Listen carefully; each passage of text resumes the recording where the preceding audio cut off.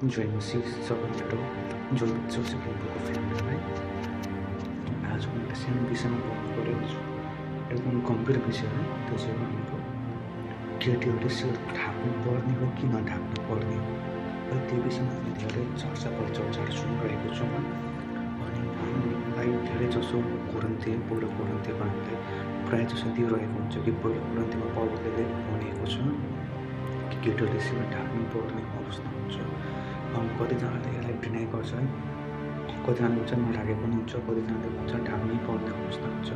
किनकि केटीहरूको शिर ढाक्नु भनेको उनीहरूलाई इज्जत दिएको है कतिले पनि गर्छ किन कोरिन्थीको पुस्तकमा हामी पाउँछौँ लेखिएको छ नि पहिलो कोरिन्थीमा त्यो पाउँछौँ त्यो पाउँछौँ कि केटीहरूले शिर ढाक्नु चाहिँ असल हो अनि किनकि केटीहरूको केटीहरू चाहिँ केटाहरूको शिर हो र केटाहरूको शिर चाहिँ हुन्छ है पहिलो कोरिन्थी 11 हामी पाउँछौँ कतिजनाले भन्छ शिर नढाके पनि हुन्छ अनि दुईजना जसले भन्छ शिर ढाक्नुपर्छ यो पनि राइट हो जसले शिर ढाक्न ढाके पनि हुन्छ पनि राइट हो कुनै पनि तर के भन्छ रङ छैन किनकि जब हेर्छौँ अब तपाईँ शिर ढाक्नुहुन्छ सो इच्छाले एकदम सही हो तपाईँले इज्जत गर्न सक्नुहुन्छ है आफ्नो अब तपाईँ शिर ढाक्नुहुन्न त्यही पनि सही छ यसको मतलब होइन तपाईँको प्रार्थना सुनेको हुँदैन यसको मतलब यो होइन कि तपाईँले प्रभुलाई कस्तो इज्जतै गर्नु जब हामी कोरिन्थीको जुन मण्डलीलाई हेर्छौँ अथवा जुन कोरिन्थीलाई त्यो समयको फर्स्ट सेन्चुरी जब हामी कोरिन्थीलाई हेर्छौँ भने त्यो समयमा चाहिँ के थियो भने कोरिन्थी चाहिँ यस्तो जग्गा हो जुन जग्गामा चाहिँ नयाँ नयाँ फिलोसफीहरू इस्टाब्लिस हुन्थ्यो नयाँ नयाँ कल्चरहरू त्यहाँ सुरु हुन्थ्यो नयाँ नयाँ ल्याङ्ग्वेज नयाँ नयाँ धर्महरू त्यहाँबाट हुन्थ्यो नयाँ नयाँ पखारहरू त्यहाँबाट निक्लिन्थ्यो त्यो एउटा जक्सन जस्तै थियो एकदम त्यो एकदम धनी देश थियो कोरिन्थी भन्ने त्यहाँ चाहिँ केटीहरूलाई पनि एकदम तपाईँको भनौँ भने फुल फाइट्स दिएको थियो त्यो समयमा है अनि केटीहरूले पनि त्यहाँ गएर प्रचारहरू गर्न सकिने जति मानिसको छ जति मान्छेको एउटा केटाको जति उयो छ पावर छ त्यति नै केटीको पावर थियो तर त्यहाँ हामी जब अलिकति कोरिन्थीको पुस्तकमा अलिक कोरिन्थीको कल्चर हामी कोट्याउँछौँ भने त्यहाँदेखि के बुझ्छौँ भने केटीहरूले के गर्नु थाल्यो भने त्यहाँ अलिकति केटाहरूलाई निचा देखाउने थाल्छ कतिवटा यो हाम्रो स्टुडेन्टहरूले यो लेखिएको छ है केटीहरूले केटाहरूलाई अलिक निचा देखाउन थाल्यो कतिजना स्टुडेन्ट यो मान्दैन कतिजना स्टुडेन्टले यो मान्छ है अनि त्यहाँ हामी जब कोरिन्थीको हामी जब त्यो कल्चरलाई हेर्छौँ भने त्यहाँतिर सेक्सुअल आइडलहरू सुरु हुन थाल्यो त्यहाँतिर बलि चलाउने विधिहरू सुरु हुन थाल्यो त्यहाँतिर केटीहरूले केटाहरूलाई नमान्ने खालको स्थितिहरू बनाउन थाल्यो है त्यही समयमा कलेज चर्चमा पनि यो बिस्तारै बधाहरू सुरु हुन थाल्यो कलेज चर्चमा के हुन थाल्यो भने कोरिन्थीको अर्ली चर्चहरूमा केटीहरूले केटाहरूलाई ओभर पावर मान्नु थाल्यो उनीहरूले आफ्नै किसिमको एउटा कल्चरहरू हाल्नु थाल्यो है चर्चमा पनि चर्चमा के भने सेक्सुअल आइडलहरू हाल्नु थाल्यो चर्चभित्र पनि विभिन्न रिचुअल्सहरू हाल्नु थाल्यो है त्यही कारणले गर्दा चाहिँ पौलले के भन्छ भने पौलले यो पत्रिका लेखेको छ कि केटीहरू चाहिँ केटाहरूको अधीनमा बस्नु जरुरी छ उनीहरू शिर ढाक्नुपर्छ भन्ने कारण त्यो समयमा शिर ढाक्नु भनेको चाहिँ एउटा इज्जत दिनु केटाहरूलाई एउटा केटाहरूलाई मात्र होइन आफ्नो सृष्टिकर्तालाई पनि इज्जत दिएको बराबर ठानिन्थ्यो त्यो समयमा शिर चाहिँ तिनीहरू ढाक्थ्यो जसले चाहिँ विवाह गरेको छ जसको विवाह भएको छ त्यो कल्चरको त्यो समयमा चाहिँ उनीहरूले के गर्थ्यो शिर ढाक्ने गर्थ्यो है तर अहिले हामी जब अहिले हामी हेर्छौँ क्रिस्चियन क्रिस्चियनहरूमा एकदम यो कुरामा डिस्कसन भइरहेको छ कति चाहिँ शिर ढाक्नै पर्ने कति डिनोमिनेसनले पनि शिर नढाकेको हुन्छ अनि म तपाईँलाई यो भन्नु परिरहेको छु यदि तपाईँले शिर ढाक्नुहुन्छ भने पनि एकदम असल हो तर शिर ढाक्नुहुन्छ भने म तपाईँलाई सचेत गर्न चाहन्छु कि त्यो नानीको कपडाहरू शिर नढाक्नुहोस्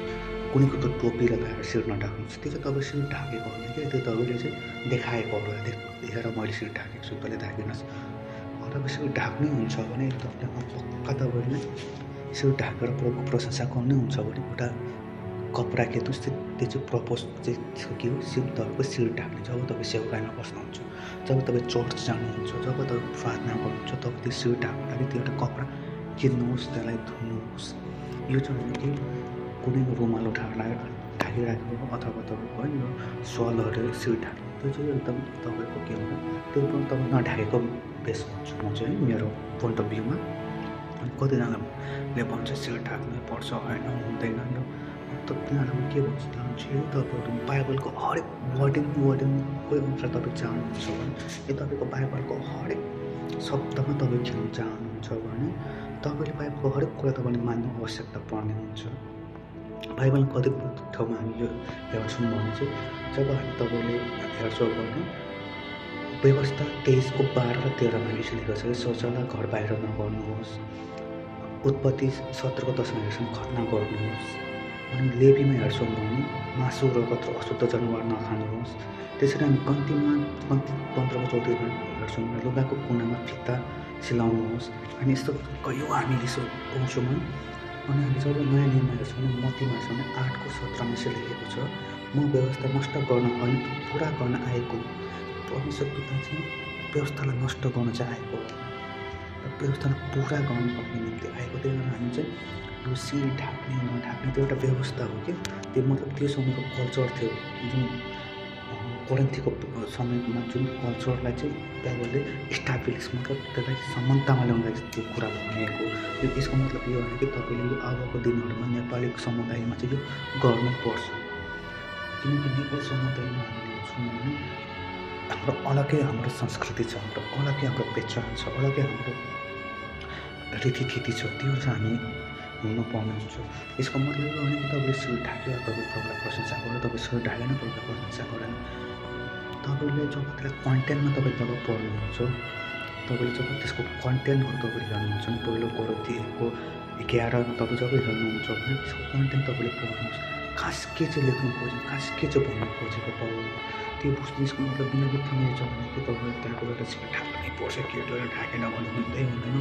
तिमी चर्चबाट आएको छ तिमीले शिर ढाक्नुपर्छ होइन। तपाईँको शिर ढाक्नुहोस्, शिर नढाक्नुहोस्। चाहे तपाईँले अर्को कुरा जुन चाहिँ कतिले यो भन्छ कि तपाईँले खुवाइ टेक्करै प्रार्थना गरेर मात्र प्रभुले सुन्छ। म तपाईँलाई के भन्न चाहन्छु भने खुवाइ टेकेर तपाईँ चाहे प्रार्थना गर्नुहोस्, चाहे तपाईँ नटेकी उभिएर प्रार्थना गर्नुहोस्, तपाईँको प्रार्थना सुन्ने हुन्छ। किनकि येशू ख्रीष्टले तपाईँको हृदयलाई हेर्ने, फेरि यो होइन कि हृदयलाई हेर्छ भने तपाईँ लाथालिङ्ग चाहिँ नबस्नु, खुवाइ टेकेर प्रार्थना गर्नुहोस्। एकदम असल गर्नुहुन्छ भने एकदम तपाईँ राइट गरिराख्नुपर्छ। तपाईँ शिर ढाकेर प्रार्थना गर्नुहुन्छ, स्पेसली केटीहरूलाई भनिरहेको छु है, तपाईँले एकदम राम्रो गरिराख्नुपर्छ। यो तपाईँ ढाक्नुहुन्न, त्यही पनि तपाईँले असलै गर्नु परेको छ। किनकि बाइबल हामी कहिचोटि हेर्छौँ भने तिमीहरू खान्छौ भने यीशुको कोही प्रशंसाको लागि खान्छौ, तिमीले खाएनौ भने पनि यीशुको प्रशंसाको लागि खाँदैन। तिमीले यो कुरा गर्छौ भने यीशुको प्रशंसाको लागि गर्छौ, गरेनौ भने पनि उहाँको प्रशंसाको लागि गर्दैनौ। त्यही कारणले म तपाईँलाई के भन्न चाहन्छु लास्टमा, चाहे तपाईँले ढाक्नुहोस् नढाक्नुहोस् doesn't matter, but you have to respect your creation, your creator.